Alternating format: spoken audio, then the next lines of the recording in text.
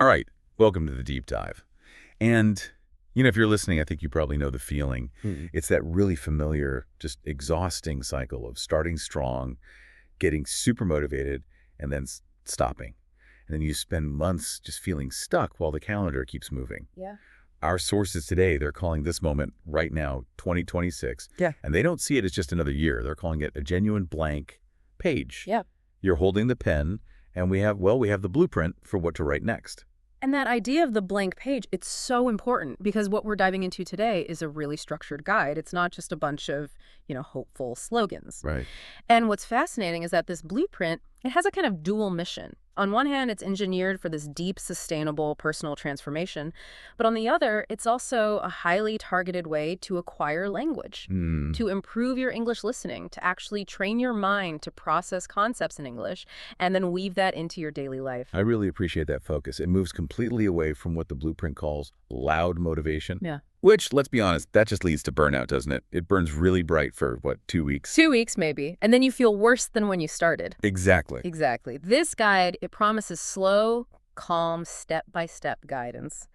So our mission today is to take you through this 11-step blueprint. We're going to show how it systematically clears out old habits, focuses your energy, and then builds a solid foundation of inner peace. Okay, let's No. unpack this. And we started step one, which is where it kind of surprised me. It insists that before you can do anything new, you have to finish the past. Step one is all about letting go of your past self. The whole argument is that people try to start fresh while they still see themselves as the person who always gives up. Think about the cognitive load of that. I mean, the sources use this incredibly visual image. You're trying to walk forward, trying to run toward your goals, but you're dragging this heavy bag behind you. And that bag is filled with the guilt from last year's mistakes, all the regrets, the broken promises. And the blueprint is really blunt here. It says, you are not weak because you feel tired. You are tired because you refuse to put the bag down. But wait, I often hear that we shouldn't dwell on the past, just look Mhm. forward. Isn't focusing on the past self just dragging out the pain? How does the blueprint defend that kind of, what does it call it? Administrative closure. That's a great question. And the difference is intention. This isn't dwelling, it's a formal procedure for your mind. That phrase, necessary administrative closure for the self, it means you have to file the paperwork. Okay. If you don't officially close the project of the past self, your mind just assumes it's still running in the background. It's Hmm. consuming mental energy, it's consuming self-trust. And the actionable detail here is simple, but I think really powerful. You write a short letter, you thank that past version of yourself for surviving, you forgive their mistakes, and then you say goodbye. That closure tells your subconscious the old cycle has ended. The new program can begin. I could see how that would reduce the mental fatigue. So once that baggage is shelved, we move to step two, changing the mindset. And the principle here is that life moves in the direction of your thoughts, not your wishes. If you wish to be fluent, but you're constantly thinking, I can't do this, well, the thought wins. The blueprint calls the mind our core software. And if that program is old, it's just going to keep crashing no matter how much external motivation you pour in. Right. The goal isn't to fight every negative thought. That just gives it more energy. The technique here is more of a gentle inquiry. You just pause, you take a breath, and you ask, is this a fact or is this just a habit? That separation is everything, isn't it? Yeah. It turns a personal failing into a neutral, observable pattern. And for our listeners who are focused on building fluency, the language replacements they provide are so actionable. You're not denying reality. You're just redirecting the internal script. Exactly. So instead of that ingrained thought like, I can't figure out this grammar rule, Mm. the blueprint guides you to rephrase it in English as, I'm learning. When a mistake happens, instead of, I failed again, you commit to saying, I'm practicing. And maybe most importantly for this audience, I improve every time I listen. I love that. I love how it weaves language acquisition right into the identity work. And this leads right to the daily ritual they introduce. Before you even look at your phone in the morning, you say one sentence out loud in English. Today, I act like my future self. That simple spoken commitment done in the language you're trying to learn, it just sets the whole frame for the next 16 hours. It connects the internal thought to the external action.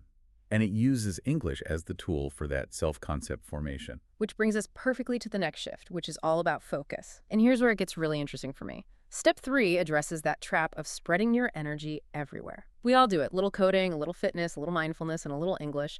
And the result is no depth. And this is where that famous, well, analogy comes in. If you dig 10 shallow holes in a field, you just find dirt. But if you focus all your resources and dig one deep hole, you find water. So the blueprint demands that you choose one truly life-changing skill like English proficiency or communication or writing and dedicate just 30 minutes a day to it. But, and this is the crucial part for our listeners, you have to learn that skill in English. Precisely. If you're learning about marketing, use English language courses. If you're learning about history, listen to documentaries in English. This kind of immersion, it accelerates language acquisition way beyond just isolated study because you're translating high-stakes concepts, things you actually care about in real time. You stop translating words and you start thinking in concepts. And this focus on learning flows directly into creating your identity. The blueprint stresses that learning isn't enough. You have to shift to creation. Every week, create something small based on what you're learning. Write a short summary. Record a 1-minute audio note. It doesn't have to be perfect. It just has to be real. Exactly. It just has to be real. And that act of producing something, that's the moment learning becomes identity. You're no longer someone who wants to be a learner. You are a learner. And this connects directly to the principles from later in the blueprint, steps 9, 10, and 11, all about identity, consistency, and trust. The core idea that runs through all of those is, I think, profound. It's you don't rise to the level of your goals, you fall to the level of your identity. That idea that we fall to our standards, that requires a real paradigm shift. Can we spend a moment on that? Goals versus identity. Absolutely. So a person who sets a goal to study English might wake up and decide, I don't feel motivated today, so they skip it. And then they feel guilty. But a person who has adopted the identity of a disciplined learner, that's just who they are, they don't need motivation. When the alarm goes off, they just act according to the standards of the person they've chosen to be. The decision is already made. They maintain the standard. They don't chase a feeling. Maintaining, not chasing. I like that. And that leads right to step 10, consistency. The blueprint says progress is boring. That's why it works. Now, we're so often addicted to that adrenaline rush of starting something new, but real progress is, well, it's often repetitive and quiet. It is. It is the daily, small action. And because you're human, you will miss a day. The key is not letting one missed day become a week of missed days. You just return the next day. No guilt, no drama. The goal is to show up quietly, trusting that those small, consistent acts are going to compound over time. I think step 11 is maybe the most hopeful because it's about rebuilding self-trust. And that's usually the first casualty of that start-stop cycle. It reminds you that changing your life isn't one big, heroic moment. It's built on one tiny decision at a time. Think about it. Every time you break a small promise to yourself, saying you'll read one page and then scrolling social media instead, you'd chip away at that self-trust. But on the other side, every time you succeed in a tiny task, drinking the glass of water, reading one page, speaking one sentence in English, you deposit a little bit of trust back into the bank. And the sources claim that building this self-trust, one decision at a time, changes everything. It shifts your relationship with yourself from, continuous disappointment to quiet reliability. It provides the bedrock for everything else. But action and consistency are pretty useless without fuel and stability. And that's our transition into the foundational steps. Step 4 confronts this beautiful idea that's so often ignored. Success without peace is a silent failure.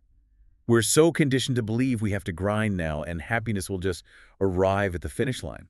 But happiness, the way the blueprint defines it, is calm. It lives in the process, not just at the destination. If your mind is constantly stressed and cluttered, that 30 minutes you spend learning your new skill will be totally ineffective. You can't absorb new information when your nervous system feels unsafe. So the goal is to train your nervous system to feel safe right now. How do we do that practically? By establishing one small, non-negotiable daily joy. It could be 5 minutes of tea in silence, a short walk without your phone, a brief reflection. It's about protecting your energy. And the sources are crystal clear on this. Peace is not selfish. It is necessary. It's the prerequisite for effective learning. Steps 5, 6, 7, and 8, and all grouped together to create this whole foundation of calm. Let's look at step 5, presence. The problem is so common, right? Our body is here, But our mind is always somewhere else worrying about tomorrow or scrolling while we're supposed to be listening. Presence is power because it puts your entire cognitive resource, your focus on the task at hand. This is so vital for language acquisition. If you're only half listening to English while you're thinking about dinner, you're just wasting your effort. And the way to train this focus muscle is through simple singular tasks. When you drink water, just drink water. When you commit to 15 minutes of English listening, just listen. Even 1 minute of full, undivided attention trains the mind, and that leads to higher quality learning and, frankly, a higher quality life. Then, step 6 tackles the physical foundation. The sources frame sleep not as laziness, but as essential fuel for the brain. Movement isn't punishment, it's a thank you to your body. And reading, even for 10 minutes, especially in English, calms the mind while building that deep thinking capacity we talked about. When the body is fueled, the capacity for hard work like learning a new language, it just increases dramatically. And for those moments when life just feels heavy and that anxiety starts creeping in, Step 7 introduces the breath as the ultimate anchor. It's an immediate physical technique to reset your system. Yeah, the instruction is just 3 focused breaths.